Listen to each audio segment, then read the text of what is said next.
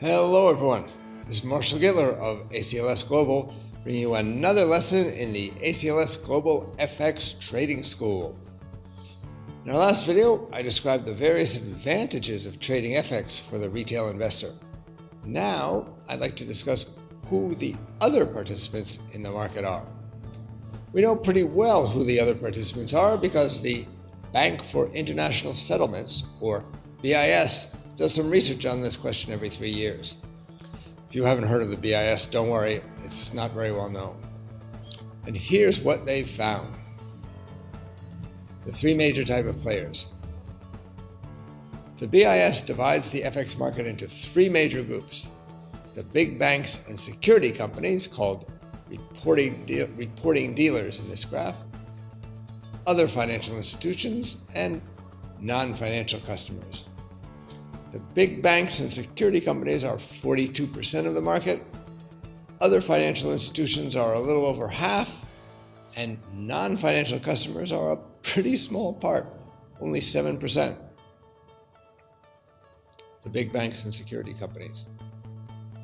The big players, the reporting dealers, do 42% of the transactions, or a little less than half.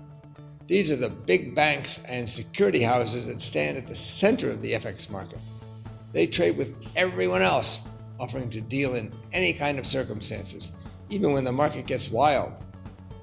They're called reporting dealers because they're big enough to report their transactions directly to the BIS. A lot of their business will be for customers, but a lot will be for their own trading accounts too. They're both market makers and speculators at the same time. Non-financial customers are the ones who used to be the focus of the market.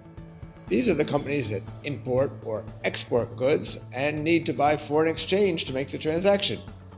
For example, Toyota gets dollars when it sells its cars in the US, but it has to convert these dollars back into yen to pay its workers in Japan. Walmart needs to buy Chinese yuan in order to buy goods from China. And when a British company buys a company in France, it needs to pay for the acquisition in euros. Some government agencies are included in here too. As you can see, these folks nowadays account for relatively little of the market. This is why data on international trade isn't as important for the FX market as it used to be. Other financial institutions. Finally, there's the other financial institutions, which account for about half of the FX business. And here's where it gets interesting. The largest part of this group is non-reporting banks. These are smaller or regional commercial banks or security firms that don't report their transactions directly to the BIS. They may be smaller, but they still do a lot of business. About $1.1 trillion a day. That's about half of what the reporting dealers, the big banks on the previous graph, do. Put these two together and you get about 2/3 of the total turnover of the market. So really, banks and security companies account for about 2/3 of the total market turnover. As I said, this isn't all customer business. A lot of it will be the banks themselves trying to make some money by speculating on the market. After that comes institutional investors. They do close to $800 billion of business a day. That's about 16% of the total market. These are what are commonly referred to as real money investors. They include investors such as mutual funds, pension funds, and insurance companies. When they want to buy a foreign stock or bond, they need to make an FX transaction so that they can pay for it in another currency. Or often, they just want to hedge their foreign investments. And sometimes, they're probably just speculating.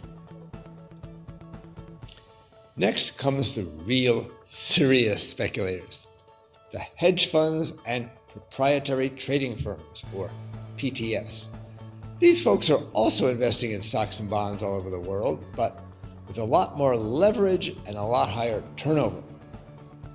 This group also includes funds that only trade currencies. So of course, their activities are very important for the market. This includes a kind of hedge fund known as commodity trading advisors. which sometimes trade commodities like corn and oil, but often trade FX. Finally, these proprietary trading firms include the newest and scariest participants in the FX market: high-frequency trading firms. These are computer-driven investors that use special high-speed computers and high-speed transmission lines to make thousands of trades each second. In theory, a good high-frequency trading firm could trade $30 billion. $30 billion in the time it takes for you to blink. These are sharks waiting to eat the minnows. The official sector includes central banks, sovereign wealth funds, and various international financial institutions and agencies, such as the Bank for International Settlements itself. They're normally a small part of the market, but they can be extremely influential if they want to be. If a central bank decides that they want their currency to go one way or another, they may have the firepower to make it happen. But more of that at another time. Finally, there's the other group. That's everyone else, including you, the retail investor. Retail, only 6% of the market. Retail transactions averaged $283 billion a day. That's a huge amount of money. It's about 3/4 as much as is done on all the world's stock markets every day. But it's still only 6% of the total FX market turnover. The overwhelming part of the market is professional. So you should know who you're playing against. A lot of professionals. Summary. In short, the FX market is made up of three major groups. The big banks and security companies that actually make a market in FX are a little less than half the market. Other financial institutions are about half. This includes smaller banks, hedge funds, and so-called real money investors such as pension funds and insurance companies. Finally, there are importers and exporters, but they're a pretty small part of the market. Retail, that's you, accounts for only 6% of total trading. So keep that in mind. When you trade FX, you're trading against some pretty smart players. This is Marshall Gittler of ACLS Global with another educational video. Trade FX with knowledge.